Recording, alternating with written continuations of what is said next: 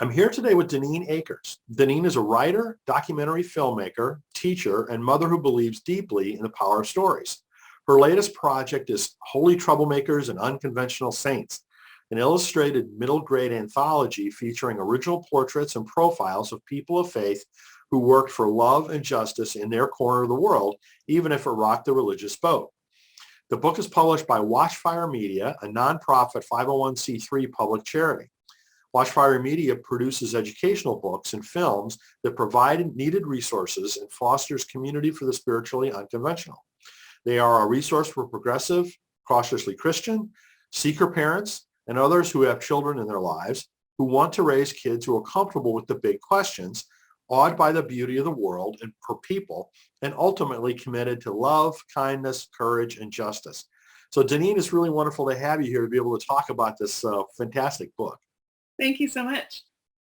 So before we get into more details around that, maybe you could just tell us more about your background.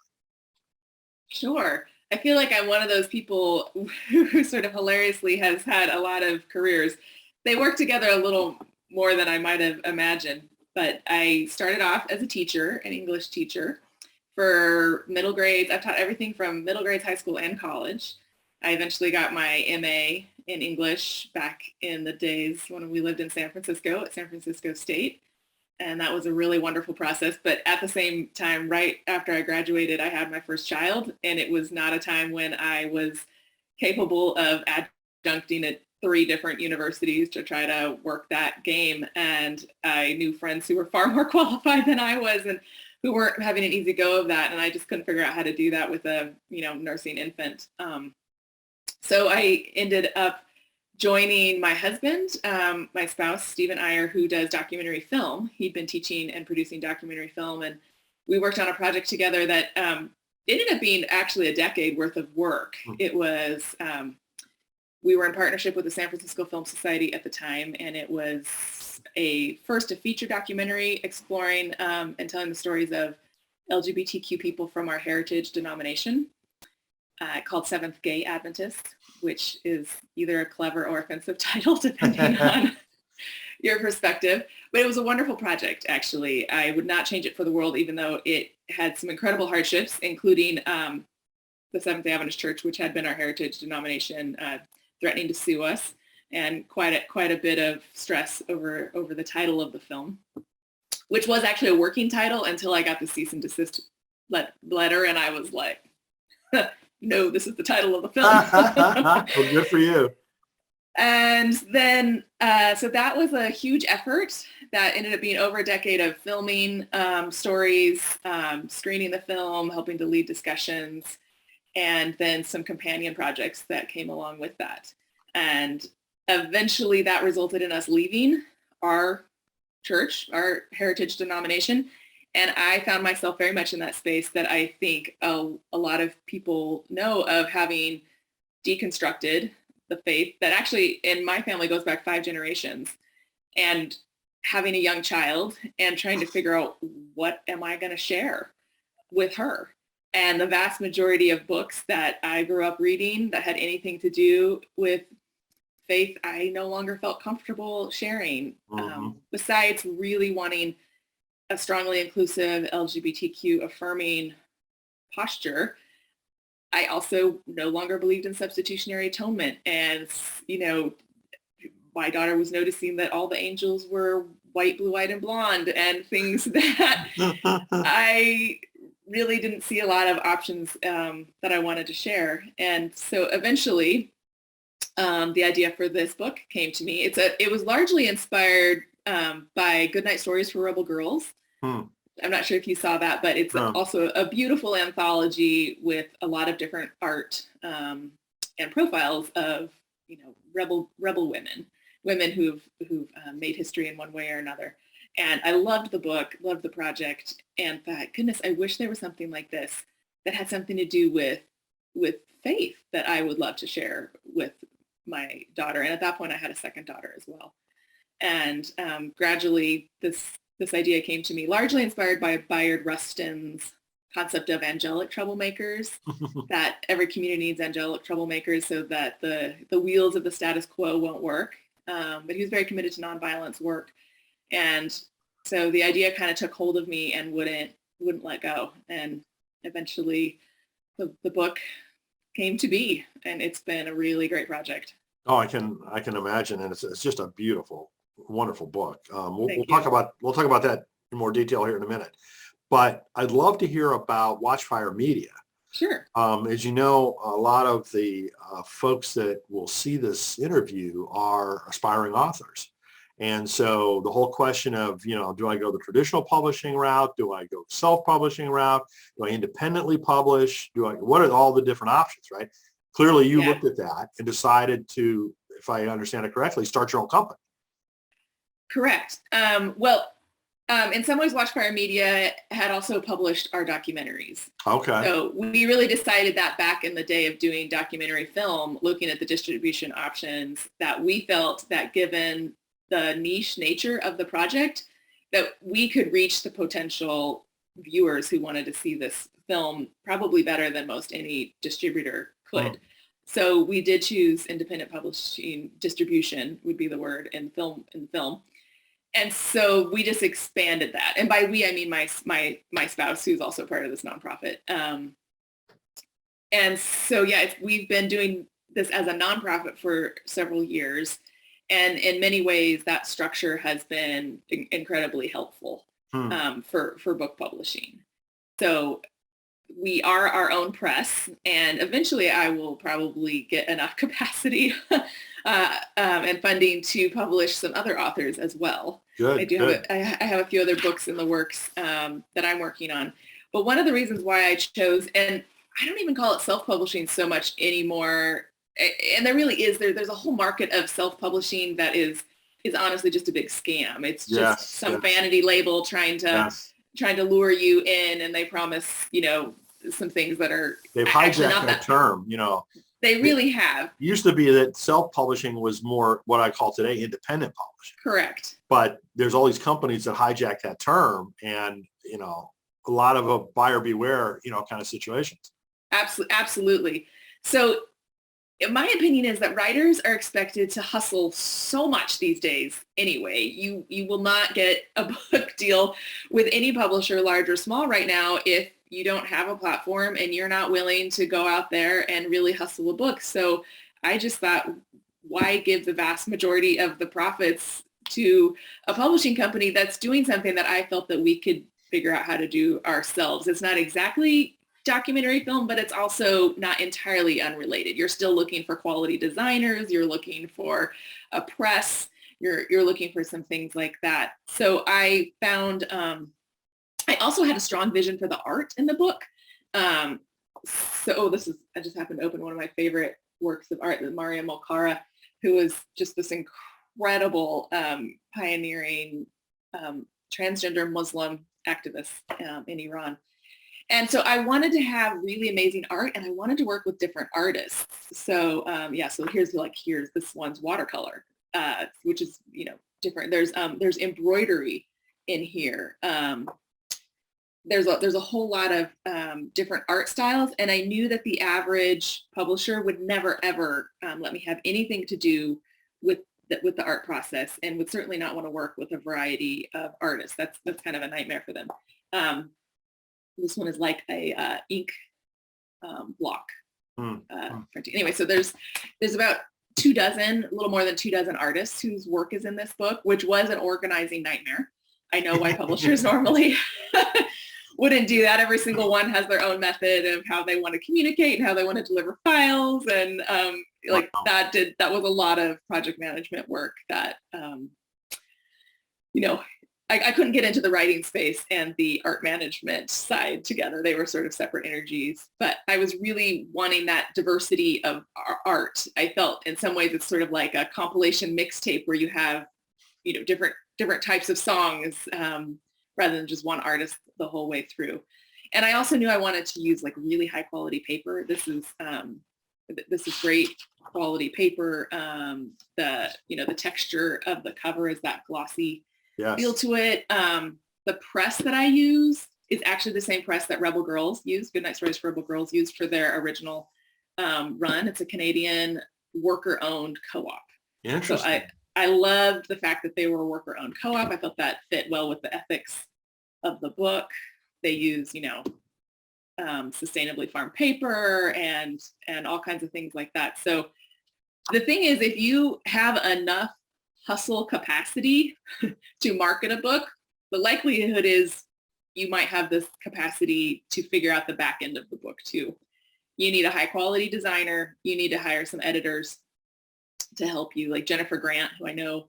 Excellent. Oh yeah. Yeah. So she was my editor, and she was fierce and good. I hired a number of sensitivity readers from different areas to read profiles in areas that I did not personally have an identity or expertise in, and that was also a really good investment. Good for you. Yeah. To make they definitely, helped me shape some language choices and framing and things like that. And then I have a wonderful layout designer who actually works for a children's press, children's publisher, I should say, who just has a beautiful, beautiful sense of layout and design. And if you can put those things together, and you just need to send. Actually, I literally at first just told the press, because they had done Rebel Girls. I said, "Can you please pull the specs for Rebel Girls, and we'll largely duplicate that." We didn't end up being exactly the same in the end. This book is a little bit larger, and a few things were different. But I just used that as a starting point. So I would, and they actually tell me, go into a bookstore, walk around, feel books, feel the paper quality, feel that, and then send us the books you like, and we'll tell you what paper it is, and we'll start a quote from there. That's excellent. That is so excellent. I actually wish there was a database of book specs so that you could look up a book that you like, and it says it's, the cover is this material and the paper weight is this, this is 80, this is an 80-pound paper or something. So this is 80-pound paper. Just for anybody watching, it's a matte. This is matte. I really, really prefer matte art children's books to glossy. Glossy is cheaper, and you'll see a lot of the mass market looks are glossy. Same thing. So the calendar is actually 100-pound paper, because I thought people might end up wanting to cut this out when they're done with it and use it as an art print. So it's 100-pound paper in the inside. Oh, I love Gustavo. he's so cheerful. Gustavo, get yours. So it's things like that. But if you're willing to figure out the details of it, publishing is not an opaque, mysterious process. You can figure out how to do it. Well, good for you. I mean, a lot of people are not willing to put that much, investigation and effort into it. They want somebody else to handle that stuff. And it's true. And not everybody has, I think because I came from a background in independent film, I really, really wanted the artistic autonomy to make those choices. And generally, picture book artists and the authors are like totally separate. They don't even necessarily have any communication with each other. Right. And in fact, the publishers often like to keep them from talking to each other. Yeah, I don't understand why, but they're very afraid of that. And I really I had a strong artistic vision, and I knew a traditional publisher wouldn't allow that. And they also wouldn't allow for the cost of this book. This was not an inexpensive project. Sure. Original art, especially if you're trying to pay the artist fairly, quality paper, ethically printed, stuff like that. It's not an inexpensive project, but because we're a nonprofit, we can also offer free resources to anybody who would like it and can't afford it. So we've given away thousands of books that way too. Wonderful. Good for you. So let's talk about the content of the book. For people who aren't familiar with this, tell people how it's organized and how you chose the different subjects of the book. Sure. So the frame of the book, the sort of the parameters with which I was trying to decide who to include in the book and what to focus on, was people for whom faith mattered, who worked for more love and justice in their corner of the world. So I want a diverse faith. So there's definitely Christians, Jews, Buddhists, Sikhs, or it's really, I learned pronounced Sikh, and Muslims, also indigenous religions. So there's kind of a range of faiths represented. and just, it's a range of people who you've heard of, but you might not know the faith angle that motivated their work. Somebody like a Florence Nightingale or a Mr. Rogers, who you might not know, had a very strong faith perspective on why they were doing the work that they did, as well as some people that you would never have heard of, but are also out there doing amazing work. I really wanted children who read this to come away with the idea that, like, oh, I can be a holy troublemaker, I can do this too. So the challenge was picking which stories to include, because once you start looking, there's a host of wonderful stories, which is, I'm glad of. It was a project that brought me a lot of sanity. I really started this project shortly after the 2016 election, and seeing the world through the lens of, people like Bayard Rustin just was a really helpful soul-saving thing. I don't know if anybody, this was the first artwork that I commissioned, actually, this is a screen print of Bayard by a street artist from Spain, whose name I did not know until I sent him money, which I thought a street artist was a nice match for Bayard with all of his street organizing.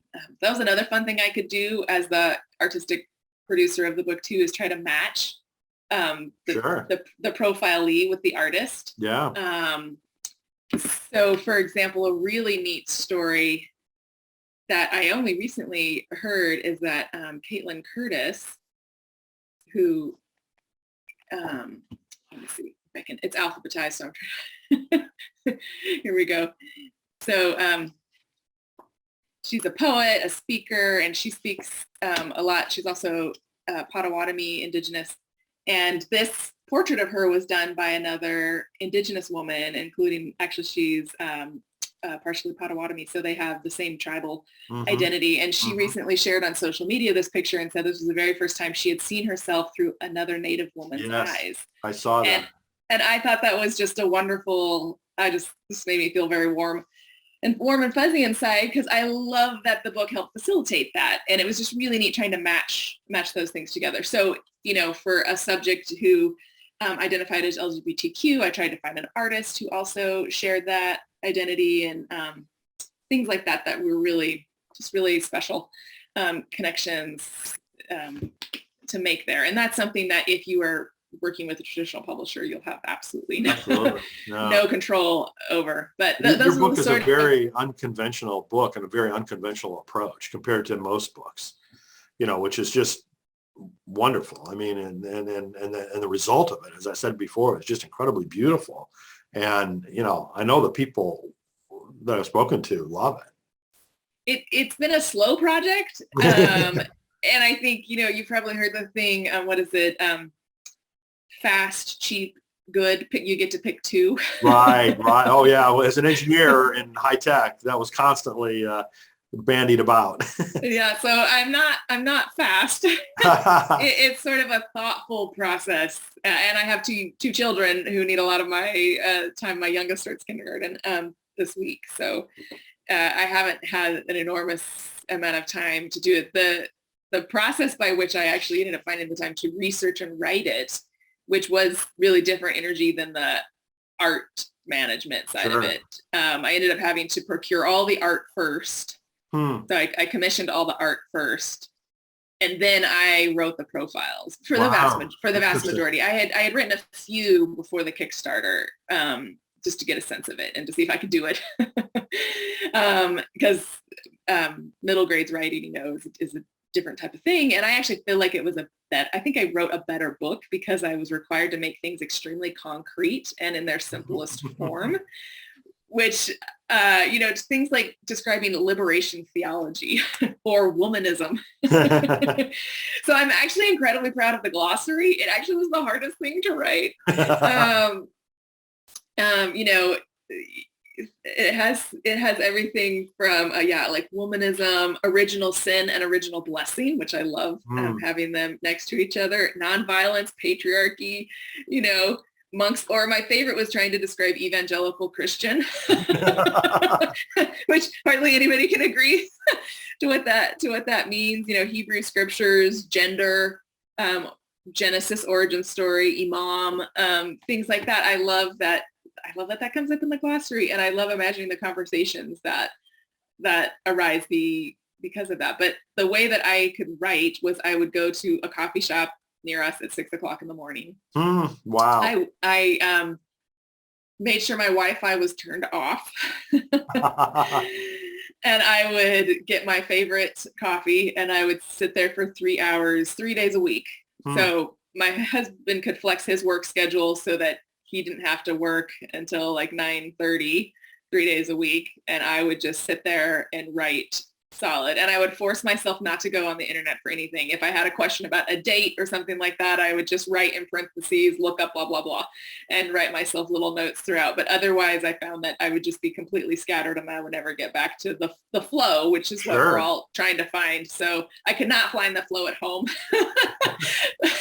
My children just will not, if they know I'm in the house, like, they're banging on the door, they're doing stuff, like I couldn't find that at home. So the local coffee shop at 6:00 in the morning, with headphones in, and I had a music track that I used to sort of listen to the same music to get myself in the space. And then I would add in a song that felt somehow inspired me about the person. Interesting. So I added in, there's actually a song called Black Gospel that I would put in when I was writing about a profile where like Black church culture came up, or when I was writing about Rumi, for example, I had some Persian music, like Persian trance music that I would bring up, or certain things like that I would try to use to like psych myself into a productive space for a very limited amount of time, because I just didn't have that much spaciousness in my life for solid writing.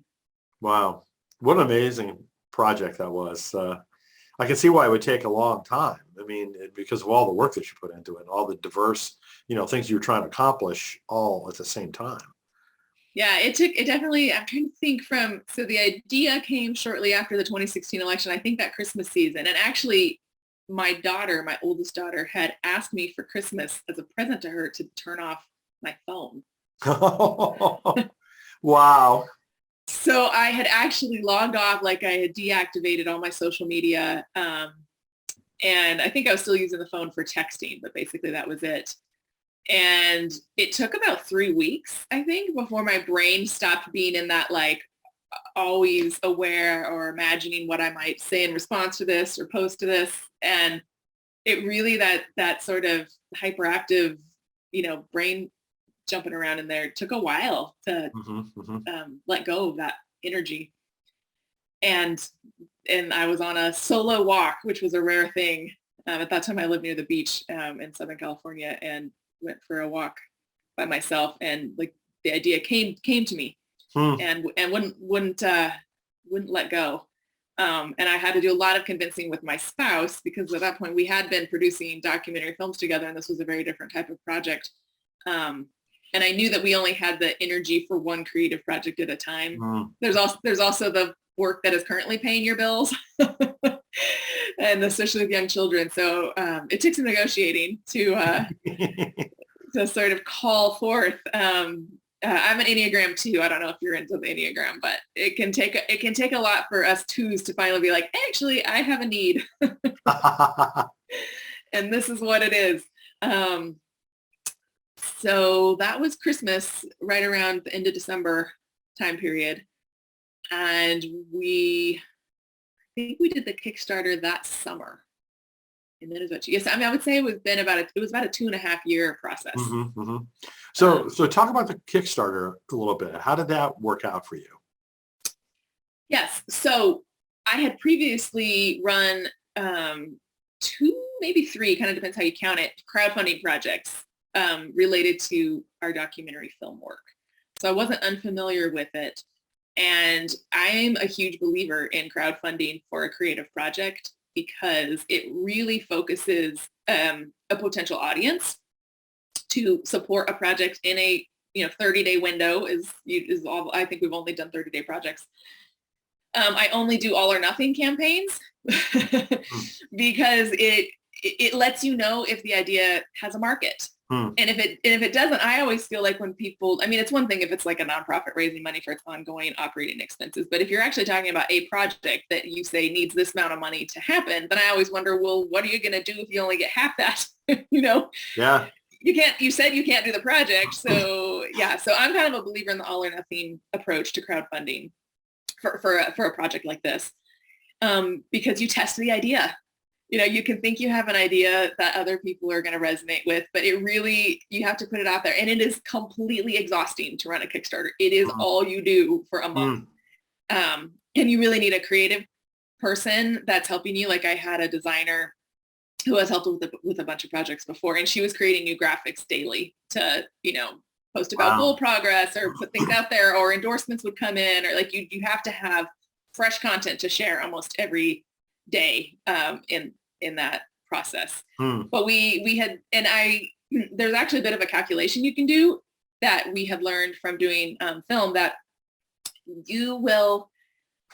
so the average pledge on Kickstarter at that time was $70. I think for books, it's a teensy bit less. I would guess it's more like 50, because that average includes the gadgets that are very popular on Kickstarter, like the tech gadgets that are $200 or something like that. So your average pledge is going to be in the $50 range. Your newsletter list, whoever you directly can access, and really social media is pointless for this. It's really your newsletter list. You're going to get conservatively 3 to 6% of a conversion rate. So you can actually kind of do the math and figure out how much money you can feasibly raise. Now, at that time, because I was also kind of switching audiences, my past audiences had been very focused on LGBTQ advocacy, and, it was really organizing within a specific religious space. I really wasn't sure how well. I was actively trying to switch audiences, partly because my own faith journey had switched a lot, that I needed to change the audience of who I was writing for and connecting with. So I really wasn't entirely sure. We set the goal at $50,000, which actually I think at that time only 14% of projects on Kickstarter for that much ever got funded. Like Wow. it was a very ambitious goal. So I wasn't 100% sure that we could meet it.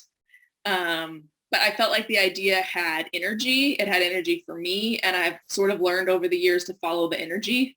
It's a bit of the Joseph Campbell follow your bliss kind of thing. But if I had energy to work on it and it felt invigorating and life-giving and really soul-saving at that point for me, I felt like it would resonate with other people too. And the art that I had commissioned 5 works of art at that point, was incredible. It was so beautiful. And I just thought there was something there. So the thing is, you can test that idea on Kickstarter, and you can find out if your hunch is right. And maybe you'll fall on your face, but you tried, and then maybe okay, I need to scale back because I have about this much support, so maybe I need to scale back the idea to be about this budget range. But we actually went over by a fun amount, so which was good, because of course costs end up being more than you think too. When you go through that with Kickstarter, they take a pretty significant percentage of the money, don't they? Yeah, so it depends. I'd have to look up what their numbers are right now. It's close to 10%. I think it's about 9%. So they do. So that's part of something that you have to calculate in. So there are other platforms like Indiegogo, which, especially if you're a nonprofit, which at the time we were a nonprofit project under the San Francisco Film Society. At this point, we are now our own independent nonprofit. So we could have a better margin about that. I think actually Indiegogo is free for nonprofits. But I had a history of raising money on Kickstarter for our project, so I had that past track record that people, because it matters to look and see, like, can an independent creative deliver on what they're pitching to you? So I felt pretty confident about that, and I'm just partial to Kickstarter at the moment. Just interesting. I've advised a number of, especially authors, but other independent creatives on crowdfunding.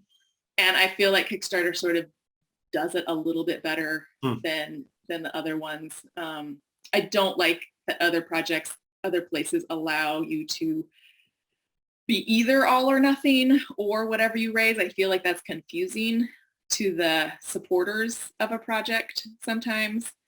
I really don't and this is just a personal preference, but I really don't like some of the sites where, I mean, I feel like some of those sites are mainly for raising funds for like emergency medical expenses or things. Like Kickstarter is specifically, in fact, it's required that it is a tangible product that you are raising money for.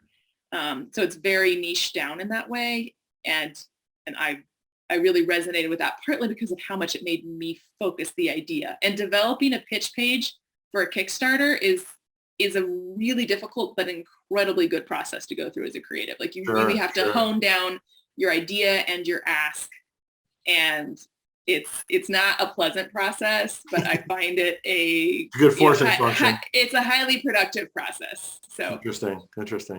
So I think I will do future projects like that. Raising the capital up front is really helpful. I mean, that's one of the biggest reasons why people go with traditional publishers is they can't come up with $50,000, $60,000, $75,000 for a project. I mean, I couldn't have either, but you suddenly have the upfront capital, and it allows you to, and you've also essentially pre-launched the book.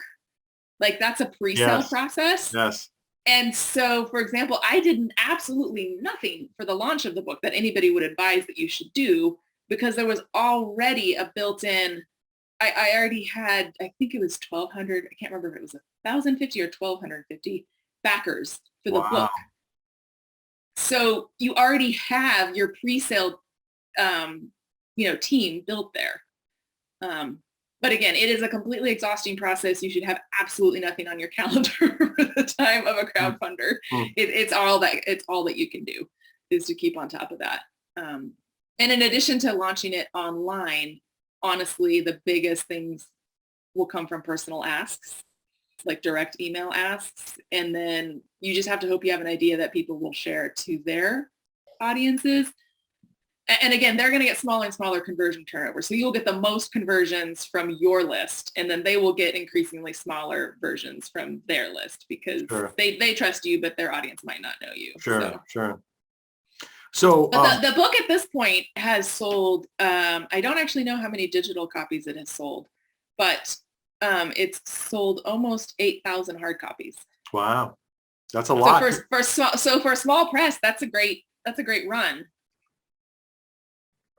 No, absolutely. And it's not a cheap book. No, it's not. And again, that's why we offer it for free. I love being able to send free copies to people who I know would want the resource. And there's no it's just tell me you need it and send me your address. Like it's not like there's no verification process or anything like that. And there's a companion curriculum that people are starting to use too. A number of progressive churches have been using that. So it's been a really great project. And the point for me has simply been that I can afford to keep doing this. I'm not also clergy like a lot of people are or something else like this. Right. This is your day job. This is my day job, and I believe in it and I love it. And I do think that there is a number of books to be written in this market. I really think this is a greatly underserved demographic. And I think parents like me, and it's really not just parents, there's a lot of, people with children in their life, from my perspective, who, especially those who have, and it's not just religious people who buy the book. It doesn't have an overtly, certainly it's about people of faith, but it's not proselytizing in any way. So there's certainly people who buy it who don't have a faith background, but I think the majority of people have a faith background. And they're looking for something to share, and there's just not a lot of books in this. There's not a lot of books available, especially middle grades. There's getting to be more and more picture book levels, like Matthew Paul Turner and Jennifer Grant, and there's a whole lot of beautiful picture books. There's still room for a lot more. No question. For sure. But if you move up to middle grades, there's very little available. So I think there's a strong future for anybody who's interested in publishing these types of books. And if you go about it thoughtfully, I think you can produce a really beautiful book, independent of traditional publishers or with a traditional publisher. And I also think authors could negotiate a lot more than they often think they can, especially about input on art and things like that. So speaking of future, I mean, are there any future books that you're ready to talk about yet or not? Yes.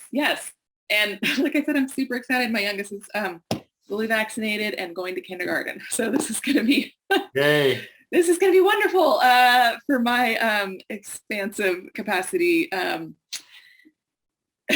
Walking to the coffee shop where we live now does require walking through a little trail that we frequently do see bears on. So my desire to walk to the coffee shop at 6 o'clock in the morning has shifted a little bit from when I was writing Holy Troublemakers. So I am gradually working on a volume 2 of Holy Troublemakers, good. People have been sending me ideas. And in fact, it's really fun to see the overlap. The number 1 requested person in volume 2 is Polly Murray. And so I'm excited. And there's actually a new documentary coming out about Polly Murray as well.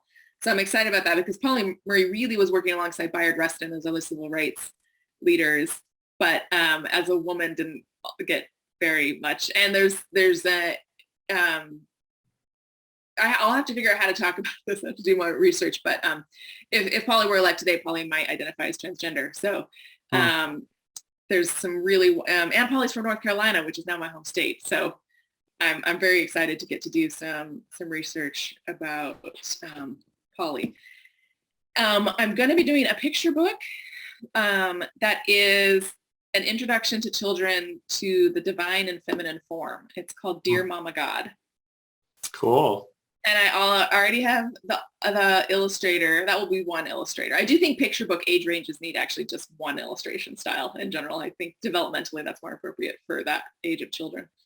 So that is actually a collection of prayers. It's just basically like a little prayer book. And it's actual prayers that my youngest has prayed to Mama God. So part of my faith deconstruction, gradual reconstruction has been really caring about divine feminine, Mother God imagery and language. So I started consciously praying to God as she and mother. And it took so much work. It felt really awkward for me when my eldest was about 3-4 in that age range. And then the beautiful thing is she's now almost 13, but she started teaching her youngest sister when she was 3 and 4 to pray without my prompting anything. And she taught her to pray to Mother God. And she's drawn like some beautiful images of Mother God, and she's always had an affinity for that. And then my youngest, just on her own, changed that into Mama God. Which I just love. And she doesn't read yet. And especially I think because of the pandemic, we've been more isolated. The church that we're a part of is only gender neutral terms for the divine or explicitly feminine ones. They'll absolutely do that. So she does not yet. She's now 6 and she does not know that most of the world doesn't think of God as a mama. Interesting. And I'm so curious because I think at this point she might be like 7 before she somehow realizes that. And I'm curious what effect that's going to have on her long term for these early foundational years to be a concept of, you know, the divine as this loving, warm, nurturing mother presence. So anyway, she has prayed these delightful prayers over the years that I would just jot down. And I combine them into just a little prayer book that is actually, great.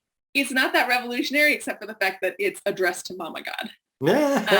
So you have any time frames for when these next 2 books will be coming out? So Dear Mama God is going to come out in 2022. I've actually booked the time with the press already for that. There is another Mother God book coming out from Beaming Press in March. And I have told, and I think it's going to be a beautiful book. And I'm super excited that Mother God energy is circulating in more places. So I told, just as a courtesy, I told the author, like, I'll make sure I avoid your window of publication. And then I'm really excited that, so Dr. Will Gaffney, Reverend Dr. Will Gaffney, let me license some of her translations. There's one of them's going to be at the back of Dear Mama God. There'll be just a little info page about the divine and how we've repressed feminine concepts of that. But so on the calendar page, she also let me license it here. So this is Reverend Gaffney's translation of Job 33:4. The Spirit of God, she has made me, and the breath of the nursing God, she gives me life. So that's in the calendar, which I am loving the idea of hanging up on, refrigerators and walls and, church Sunday school rooms.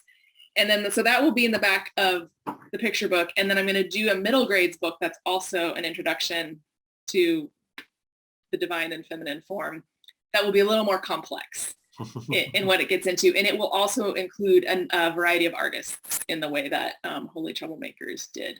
So I've licensed a few other of Reverend Gaffney's translations for that book. And I'm looking to bring in a few more. I think that book is going to be, I'm really excited about that book as well. And I don't know if that one will happen in 2022. Presses are booking really far out right now. Like, I can imagine. Yeah.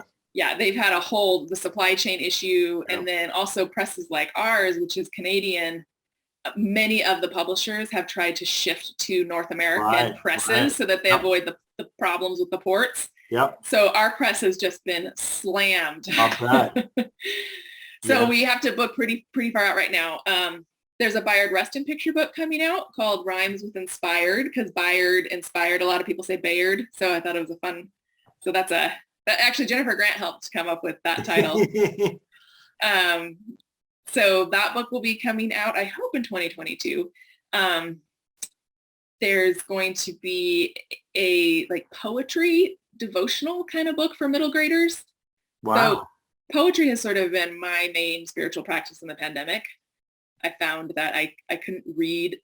I think the anxiety, especially early pandemic, was so high that I have rediscovered poetry in a way that I didn't, even when I was an English teacher, appreciate poetry like I do now. So even this morning, so I go out on my deck with a cup of coffee and I read poetry and I write it in a journal. And I'd memorize it in the way that I might have done scripture at some point in time.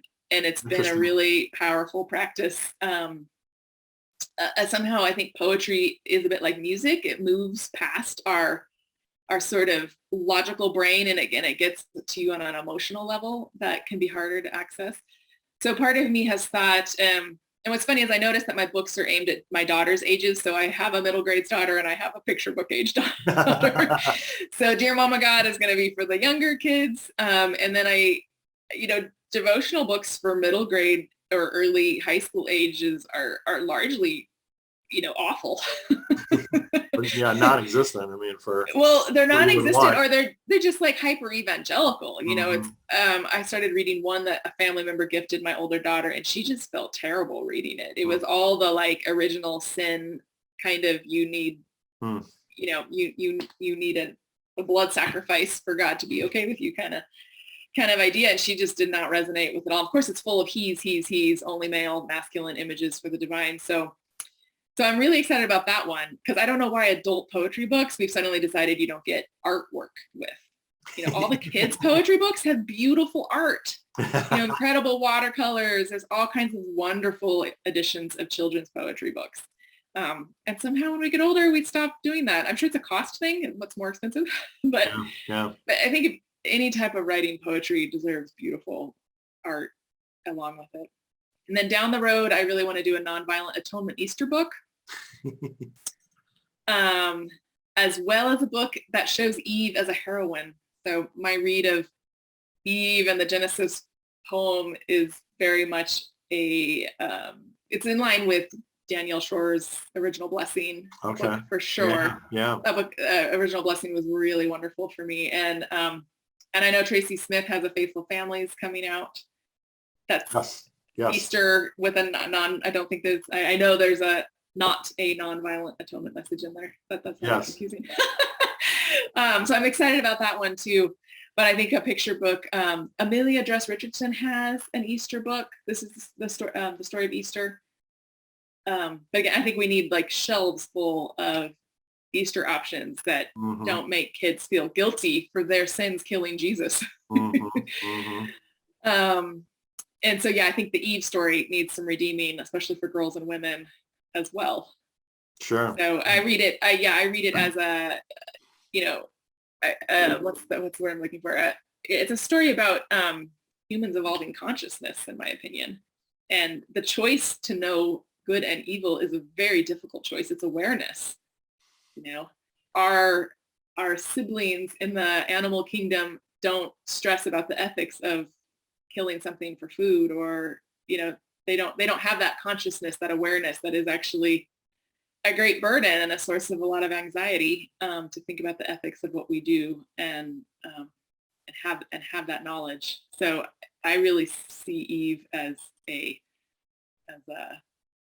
hero figure who needs who needs some redeeming. I've always loved the Lilith stories, the Midrash Lilith stories about a bold Lilith, the first wife of Adam, who was a little too independent. So Adam asked God for a second option, which Never is how heard he that. got Eve. Never heard that. It's phenomenal. Yes. Look up the Midrashic tales of Eve. Actually, C.S. Lewis alludes to that in the Chronicles of Narnia, because he says the White Witch, who claims to be human, is descended from Lilith. So it's not really a positive term. Lilith also, Lilith was kind of used, say children aren't listening to this, I don't think, but Lilith was actually sexually unwilling to be dominated, which is one reason why Adam didn't like her.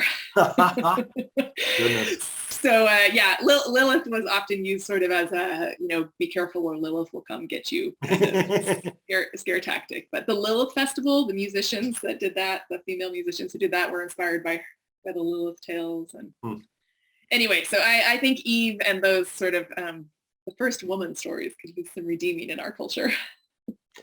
Well, Daneen, it's really been wonderful to hear more about, I've been aware of your work, quite a lot, but, to be able to spend this much time in depth to have you describe everything is really wonderful. And I think it's going to be, quite a blessing to our audiences. So thank you for all your work.